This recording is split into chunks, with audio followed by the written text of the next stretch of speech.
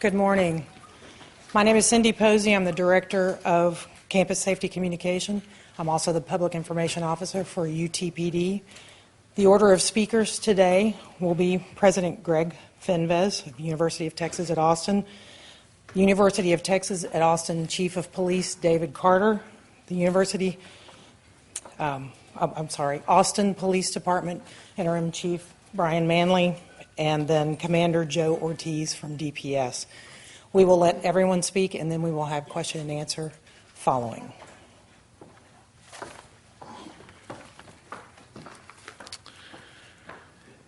Good morning. Today at the University of Texas, we are in mourning, and we are hurting as a university community. Yesterday, one of our students was killed in a senseless act of violence on our campus. His name was Harrison Brown. I'll speak in a few minutes about Harrison. 3 other students were injured in the attack. The suspect was quickly apprehended and is now in police custody. There is no known connection between the attack on the campus and other incidents on West Campus, and we will speak about those in more detail. The University of Texas Police Department, the Austin Police Department, and the Texas Department of Safety immediately started working together, and we have currently ramped up patrols on both on-campus and off-campus, especially in the West Campus area. I want to thank City of Austin Mayor Steve Adler and Chief Manley for quickly coming to the aid of the university. I'd like to thank Governor Greg Abbott for calling very quickly and offering the resources of the Department of Public Safety. Director McCraw has been exceptional in making those resources available, and you'll hear a little bit later from Commander Ortiz from DPS. But first and foremost, our thoughts are with the Brown family. Earlier this morning, I met with Harrison's mother, Mrs. Lori Brown, and Harrison's brother, John, who is a recent graduate of UT. It was an incredibly difficult time for them, unimaginable. Mrs. Brown talked about her son, Harrison, and how much he loved being a Longhorn in his first year here. He was a student in our School of Undergraduate Studies, and like many students, trying to decide what path he wanted to follow in his life. He was interested in the College of Liberal Arts and maybe an economics major, but his brother John told me that he really wanted to follow his passion of music. He was a talented musician and was interested in being a student in our Butler School of Music. His family and our community will never be able to hear Harrison play and sing again. And for this, our hearts are breaking, and we are deeply, deeply saddened. We are working with the family, and we'll have information subject to the family's approval on any arrangements having to deal with Harrison. And our students and the fellow students of Harrison are planning a memorial gathering later this week, and at that time we will darken the UT Tower, and we will provide information for the schedule for that gathering. Our thoughts and unconditional support are also with the other victims of the attack and their families. We have connected with them and are working with those families.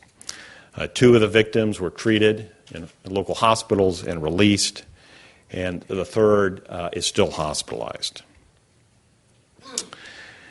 Based on information that we had last night, we decided to continue with classes and scheduled events today.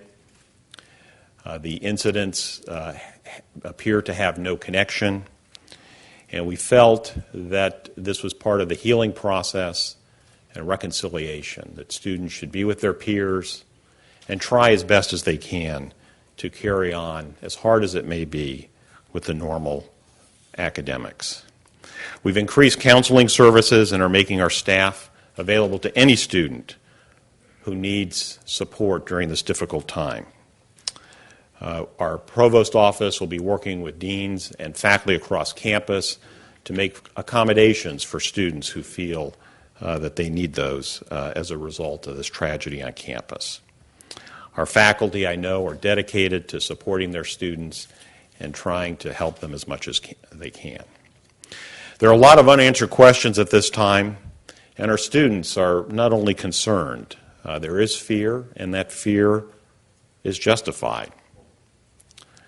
Just a month ago, we recognized the one-year anniversary of the murder of Haruka Weiser on our campus.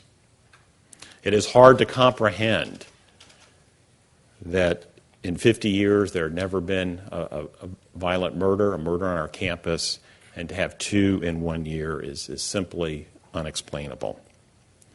We have lots of emotions, including fear and distrust, and we recognize there's tremendous pain among the student body. They are asking, how could this happen again, and will it happen again? And I'm feeling the same way. I'm hurt and I'm angry that our campus has seen these two tragedies and two of our students. We have focused over the past year on improving safety and security on the campus, and clearly there is work to be done. We've elevated the security profile with additional patrols that you will hear about and working with APD and DPS. I do note that UTPD responded within 2 minutes of the first call, and the suspect was quickly apprehended. We'll never know, but it is likely that that rapid response by UTPD saved the lives of additional students. And I commend the department for their quick action. Today our hearts are broken, and we have to begin the healing process and continue to focus on how we best provide education and a safe environment for our 50,000 students at the University of Texas at Austin. For more information, I'd like to introduce the police chief for the University of Texas Police Department, David Carter. Thank you, President. My intention here today is basically give you an update from what the information we provided you yesterday. We'll talk about that. I also want to talk a little bit about what we've discovered in terms of possible motivations, also issues surrounding other rumors that have been going around on social media regarding potential threats to fraternities and sororities. I want to talk about that.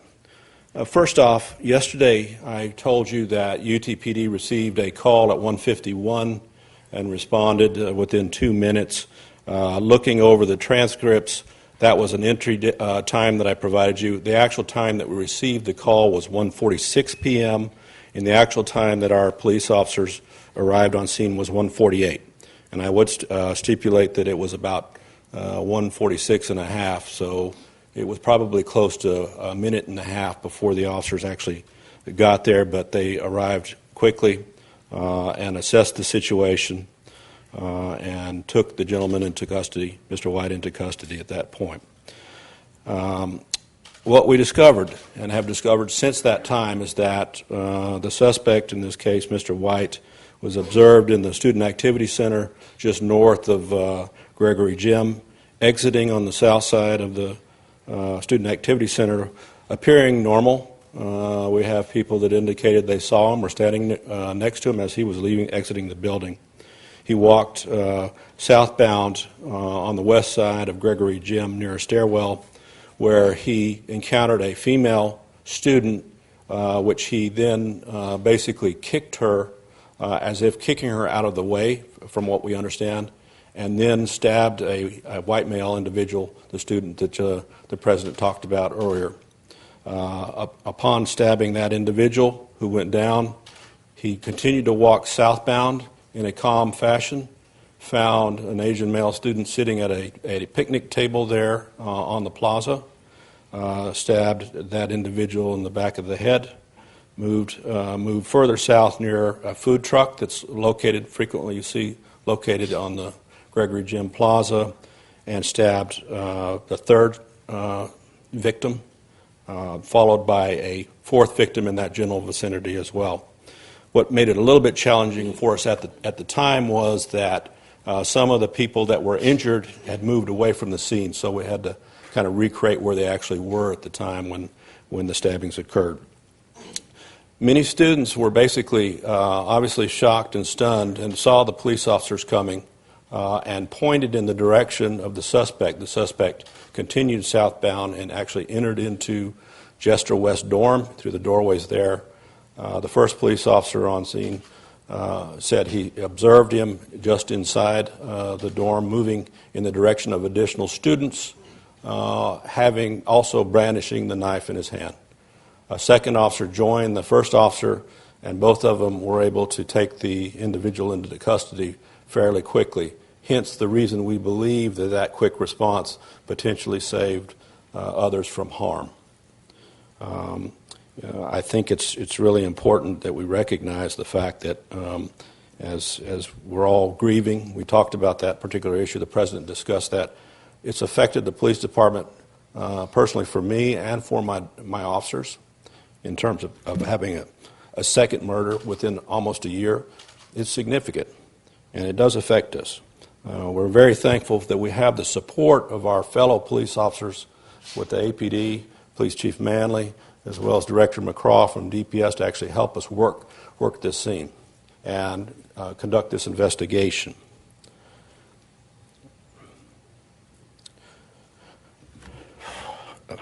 Pardon me. One of the things that we have to get to here is to understand the motivation of this individual. This was not a conspiracy. This was not a person that had a vendetta against any particular group. We have solid grounds and reason to believe that the individual was suffering from mental health issues. He still will and needs to be held accountable, and he is culpable for his actions. However, we know and have discovered that recently he was involuntarily committed in another city and released. I don't have the specifics on that, but he obviously was suffering from some kind of particular issue. We can't find anything that suggests that he was targeting fraternities or any other group other than he had a history. There was a lot of information that was floating around on social media regarding that fraternity members or people were being targeted because they had Greek letters on their shirts or anything. None of the victims in this case was wearing anything that would indicate that they were actually members of a fraternity. I think that it's really important as we talk about the issue of motivation here and understand the difference between this year's murder and last year's murder. Last year was a case involving a stranger, a homeless, a transient person that came on campus and did that vile act. This year it happened, it was one of our fellow students that was not only the victims but actually the suspect. The thing that I would really want to stress to our community is to remember the importance of calling the Behavior Concerns Advice Line. You know, we live in and work in an area, in effect, a small city, I've said this before, of 80,000 people. That's a daytime population, 50,000 some odd students, 20,000 some odd faculty and staff. And the fact is that, there's a lot of stress and pressures that that students undergo from time to time. And it's important for us to take care of each other. I'm not saying that Mr. White didn't receive the appropriate attention or whatever his particular issues were, but the point is I want to remind folks it's really important to let us know, let the Behavior Concerns Advice Line know when you see somebody that is suffering from some kind of an issue, so that hopefully we can get in front of that. And in terms of the off-campus issues, I'm basically going to turn that over to Chief Manley with APD at this time.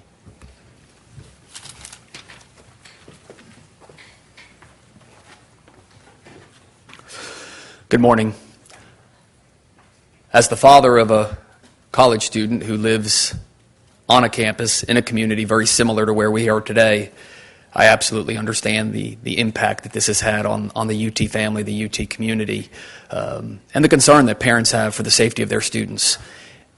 And to that end, my commitment to those parents, to this community, to my partners, the president, is that we will lend every resource and we will continue to assist in every way that we can, not only to deal with what has happened, but also to work towards the continued safety of the UT community and this campus.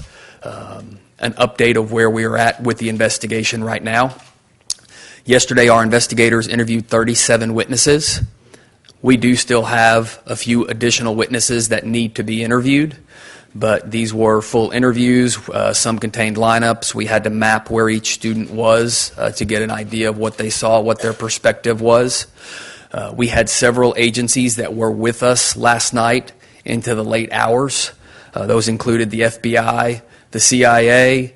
We had the District Attorney's Office. DPS was with us as well, along with our partners at the U.S. Marshals. Again, we wanted to leave no stone unturned, and we wanted to make sure that we were not dealing with anything larger than the one incident we dealt with yesterday. And as Chief Carter just stated, we do not believe at this point, based on the information we have, that this was anything more than it was yesterday or part of a larger situation.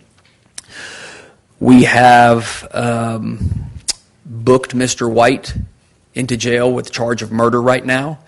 That charge will be officially filed, I expect, by this evening. And we are currently reviewing the additional charges that will likely be forthcoming for the additional assaults that he committed, the aggravated assaults against the other students. Again, there is no evidence that is linking this to any part of a larger plan. And I want to move and address the incident that occurred yesterday evening in West Campus.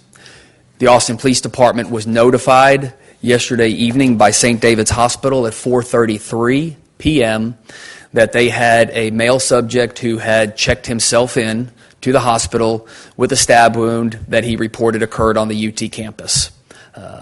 We responded immediately, first with patrol officers, and then once we conducted the initial interviews, our homicide investigators that were working on the incident from earlier in the day also responded to conduct further follow-up. The victim in that case reported that he was in the area of 26th and Nueces. He was walking when he observed a large group of what he believed to be students walking in the opposite direction. He noticed that something in the crowd got his attention, and when he looked over, he saw a male subject that he described as wearing a black hoodie, white male subject, acting aggressively towards a female that he described as an Asian female. He said as he looked, he observed that he had a knife in his hand and he was pointing it at this victim and appeared to be giving her direction to do something. She ultimately slightly raised her shirt, appearing to be at his direction to do so. At that point, he said instinct kicked in and he charged at the suspect, taking the suspect to the ground. He said he and the suspect struggled for a period of time. During that struggle, although he didn't realize it at the time, when the suspect got up and ran away, as he got up and tried to apprehend him, he realized that he had been wounded, and he did in fact suffer a stab wound to his lower leg. At that point, he returned to his residence and got with one of his friends. They applied first aid at the residence, and then he was transported over to St. David's Hospital for treatment, and that's where we were contacted and we made that initial interview. We see no link between the incident that occurred in West Campus and the incidents that occurred earlier in the day at the Gregory Gym and Jester Dormitory area. Again, we see no link between those. We had tweeted earlier in the day at 5:21. I think you all are all aware of all the information that was being put out on social media about all of the various incidents occurring in West Campus. And we had police officers responding to each and every one of those, trying to determine if any of those were actual real reports or if this was just what happens sometimes in social media where all the information was getting out and there was a panic going about. Where we failed is that we did not put out information until 9:38 last night that we did in fact have this other incident occur in the West Campus area. because we had put out that tweet at 5:21 telling folks to only pay attention to information they were getting from official sources, and us and University of Texas Police Department being the majority of official sources putting out information, we should have put that out earlier. We were very focused on the investigation and the incidents earlier in the day, but I know that that caused great concern amongst the students, the student body, the faculty here, and the leadership at the University of Texas, that we could have done an earlier notification on that incident.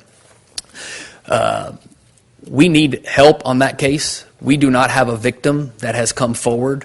We are still trying to identify the young lady that was reportedly being at least assaulted by this gentleman, the suspect.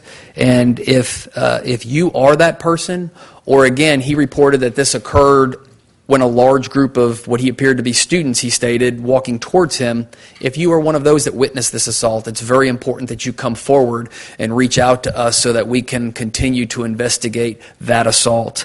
And we would ask that you call the homicide tip line, which is 512-974-5092, or Crime Stoppers at 512-472-TIPS, or you can use the new Crime Stoppers app that's out there. But it's very important that we get anyone who witnessed this incident that occurred in the area of 26th and Oasis yesterday to come forward and to provide us information so we can try and further that investigation and work towards identifying who the suspect is in that incident. I know there's also information out there about a deceased person call that we took last night in the area of the 2700 block of Nueces. That information is accurate. We did respond to a deceased person call in that area. The incident took place inside an apartment, and there is nothing at all that we believe is suspicious about this death at this time. And based on the information we have, it is in no way related to any of the incidents that have occurred yesterday outside of this incident that we're talking about now. And again, there's nothing appears suspicious about this. Given that it is an ongoing investigation, I cannot go into the specifics of why I'm saying that now, but with what we know and with what we saw at the scene, again, this occurred inside in an apartment, and based on the information we have now, we do not see in any way that it is suspicious or related to any of these other incidents that had occurred. The last thing that I want to put out is just a request to students, whether you're living here on campus, whether you're living in West Campus, or whether you're living in one of the many other college communities we have across the city, the importance of being vigilant. Be aware of your circumstances, be aware of who's around you. In this day and age of technology, we all walk around with our cell phones, our iPhones, our tablets, and we have earbuds in, we're listening to music, and we sometimes lose a sense of our surroundings. And I would just say that it is ever so important that you maintain an awareness of where you are and your surroundings at all times so that you can be aware and protect yourself if necessary or avoid areas that may represent a danger. So we are at a point now where we are going to continue to partner with the University of Texas and the University Police Department in working towards the resolution of the first investigation on Mr. White, and then the second investigation involving the incident that occurred in West Campus. And the victim in that incident was a UT student as well. And with that, I will actually turn it over now to Commander Ortiz from DPS to speak a little bit further.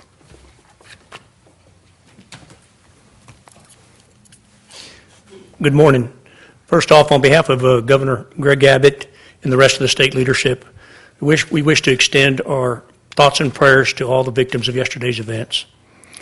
I'm going to focus on the Department of Public Safety's going forward in working with Chief Manley and Chief Carter to provide patrol resources with emphasis on the West Campus. As long as they need it, we will be providing those additional resources.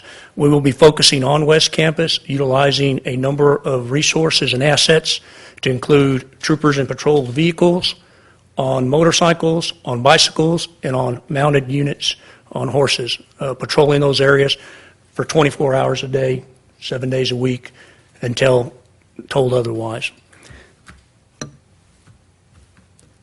At this time, I would like to echo also what Chief Manley said. is for everyone to be vigilant of their surroundings and to understand what's around them. That's key and important to their safety and to everyone's safety. Nothing else at this time. At this time, we'll take questions from the audience. If I can ask the chief? Yes. You described victim 1 and victim 2, but you didn't tell us anything about victim 3 and 4. Boys, girls, where are they? All 4 victims were male. 3 were white males, and 1 was an Asian male. And it would be possible that you might have surveillance cameras. Have you determined whether any of this was captured on surveillance and whether that footage is something that not only you'll review but that you would release? Yes, some of it is, in fact, captured on video, but it's part of a criminal investigation, so we can't release it at this time as we conduct the criminal investigation. At some point, yes. And so that's how we basically were able to determine that Mr. White actually was in the Student Activity Center and exited. You talked about the fact that you got a response within maybe even less than 2 minutes. Some students who dialed 911 have complained that, and maybe they're not aware of the timeline, but they've complained that they dialed 911, but they didn't receive a notification from the university that there was a threat for almost 30 minutes. Is that because it was just resolved so quickly? So what happens, number one, is that, just like Chief Manley said, there's always room for improvement. We are going to evaluate the issue in terms of communications. Our first and foremost responsibility as police departments and police officers is to respond and resolve whatever the particular issue is. In this particular case, after 1.5 to 2 minutes, the situation, in effect, was resolved. However, there were life-saving efforts that were still going on amongst some of the victims at the scene. The normal protocol is if there is an ongoing threat, an emergency, so this is obviously an ongoing emergency, but if there's an ongoing threat to the campus community, we have a process where we would put the campus in lockdown as well as audible alerts and sirens and such as that. By the time the officers got there, but by the time that we actually understood what was going on and we had somebody in custody, we did not follow the protocol in terms of putting out an audible alert to the campus because there was not an ongoing threat. It had been resolved. We also recognize that if there is a vacuum and the police are not providing that information, then somebody's going to fill that. And especially in the social media world, that is a clear challenge for all police departments. In other words, to get in front of those kind of issues there. So we are reviewing our processes there. So I think when you hear the students' concern, I've heard it also mentioned that they're concerned about the response time. Well, actually, the response time was awesome. I think it was as good as we could make that. A minute and a half, have somebody in custody. Even within those 2 minutes, though, we lost a life. 3 people were seriously injured. I also really want to stress the point that I believe, based on information my officers are providing me, that by the officers going in, following the individual, going in the direction where those students were pointing, catching that individual midstream, going into Jester West dorm with the knife in his hand where students were present, the assumption obviously could have been a lot worse. So the response time, I think, while it's not perfect because we're not there instantaneously, we got there quickly, and I think lives were actually saved. I believe that. The second part on that communication piece is something that we as law enforcement struggle with, especially related to social media that's going back and forth, generating sorts of things and perpetuating fears. One of the things that Chief Manley talked about, the importance of contacting, letting the police know. Sometimes we are not as effective as we are in policing in terms of monitoring the social media world. We need help with that. We need people to call us, but we also recognize our responsibility to get the information out because people are concerned. How did the officers get there so quickly? Were they on bicycles, and did they wear body cameras? We do have body cameras, yes. We recently, all police officers have body cameras at this time, or patrol. You have this on camera where they were actually taking the suspect down? I assume so. I've not seen it, haven't had a chance yet. As you understand, it's been a pretty hectic past 24 hours. But we will be reviewing those as well. Bicycle over and then run? How do they get there so quick? A combination of bicycles plus vehicles. How do you come to the conclusion on the mental illness, on the commitment? Did you get that from the family?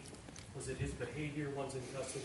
Was he supposed to be on any kind of medication? There was probably a collection of all of what you just mentioned. Number one is that, details of a police officer emergency commitment are public record of sorts, but the particulars of it may not necessarily be. But so we have information.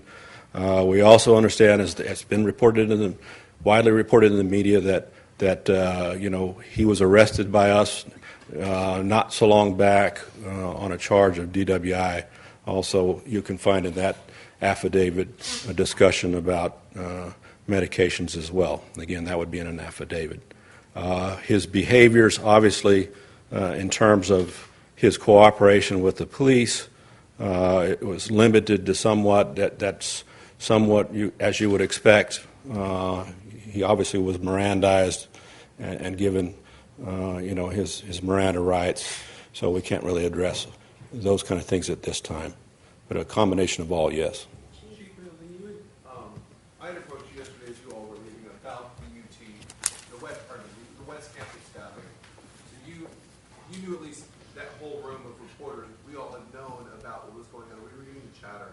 And you had mentioned the department had failed because it took 5 hours to issue a news release at 9:45 or 9:44 last time we got it. And we've been harping on Chief Carter for a 30-minute delay getting information, a 28-minute delay to get information out. The campus-wide text. To us and students, there isn't much of a difference when you walk across Guadalupe from I'm on campus to now I'm under Austin Police Department's jurisdiction, so I'm waiting for them to tweet, send out a news release, or do you guys have a text alert system for them? We would put our information out via tweets or via the official news releases that we do. To your specific point, yes, you did ask me as we were leaving yesterday. At that point, we were getting several calls into the 911 center of multiple different kinds of incidents occurring in West Campus. We were sending officers to each and every one of those. At the time of the press conference, we weren't even aware because the victim in that incident that took place on West Campus had not yet even gotten over to the hospital. So we weren't aware that it had happened, even though it had happened a little bit earlier. And then again, as I told you, one of the things that we have learned from this and we will do moving forward is we will ensure that we put out a more timely notification because we understand that the student body, that the community was aware of what had happened earlier. We understand that there was a lot of misinformation being put out on social media, but we need to be the ones putting out the accurate information, and that delay was far too long. Do you plan on putting Halo cams up in that part of town, or expanding that Halo program to have more eyes in that area since you have such a high concentration of students? There's no immediate plans for that, but that doesn't mean it's something that we wouldn't evaluate at some time in the future. Chief Carter, I have a quick question for you. I just want to reiterate, the first student that was stabbed was the one that died, is that correct? That's correct. Okay. And then on the DWI arrest with this suspect, the arrest mentioned that he was high on Zoloft, which is an antidepressant, can cause some psychotic behavior. Is there any reason to believe that he was still on it, was using it? I mean, is that all part of this investigation? So you have the information, you recognize, you saw the date when that affidavit, so that's fairly recent. Our understanding also on the emergency commitment, not in the Austin area, was fairly recent as well. So you can put all that together and you can come to a conclusion or an assumption on that. And then I don't know if you can answer this or not, but does UT have any way of tracking, I guess, or reaching out to students who've missed a significant amount of classes? Because we were told by some friends of his and some bio classes that he'd been gone for a month, and I don't know if that's something that you guys might look at and maybe connect some dots of what's going on here. So in terms of class attendance, I would have to defer, to others in the university to talk about that. Where did the suspect get the weapon? That we don't know. Obviously, you've probably seen it or a version of it. It's a large hunting knife. So in time, maybe we'll find that out. We don't know the answer to that now. Length of the blade? I actually don't know, but it's significant. Brian? We don't have the exact length. Yeah. We have the knife, but I haven't measured it or seen the. It's clearly, it's what you would consider like a Bowie knife. Are you going to release photos of the weapon? We'll look at the investigation as we move forward. How recent was this commitment? I would say I think it's within a few weeks. How long was it? I can't give you that answer. And there was a rumor on social media that someone with a concealed handgun prevented further attacks. Is there any validity to that? So it's one of the things that bedevils police departments on occasion is the information that comes across social media. Yes, we heard that.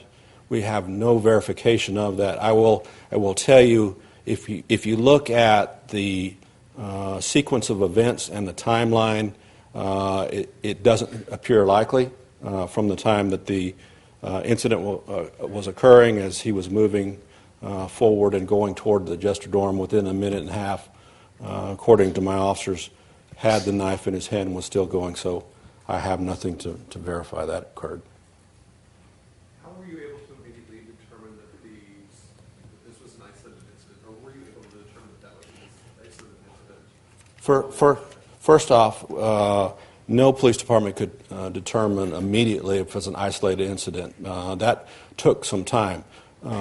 Thankfully, UTPD is part of the Austin Regional Intelligence Center with Chief Manley, as well as works well with the State Fusion Center and some of our federal partners looking at it. I can guarantee you we looked at all those kinds of issues there. We looked at the information that was coming across social media to see if it was an incident related to what was talked about with regard to fraternities.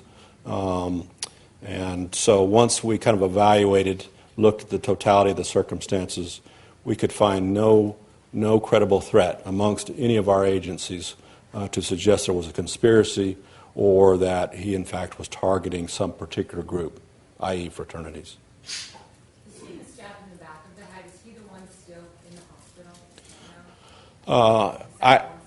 I don't think he is. I believe it was another individual, but I'm not positive. Yeah. Where was he stabbed? Like, I'm guessing his injuries were the most serious. Can you talk about how he's doing? I think the one that required surgery was actually stabbed probably in the shoulder and back, but I'm not positive on that. We'll take one more question. Yes, ma'am. Where will UTPD be increasing victim control? So what happened actually is that based on the fact that there was numerous protests going on around the city, sometimes in an abundance of caution, UTPD will up staff. And it turns out yesterday we actually had double the amount of officers on duty in uniform ready to respond if there was some kind of an issue that was occurring. So we're all through. Number one is every police officer, whether they're plain clothes normally or in uniform, we call it tactical alert, and we're out patrolling all aspects of the campus. We're also gratefully we're being supported by APD as well as the Department of Public Safety in terms of their patrols are occasionally coming through as well as in the area west of campus. So there's a significant police presence right now. And will that continue? So what we'll do is we'll continue to evaluate the situation based on the threats that we receive and like Commander Ortiz says, as long as we feel that that's necessary, we will continue. Thank you so much. We have a few people available. Dr. Soncia Reagans-Lilly is available. She's the Vice President of Student Affairs. We also have the former SG President, Kevin Helgren, available, and our officers are also available for. Expect any other update at some point today or like this? Or? We will update as we get information to share. Thank you so much.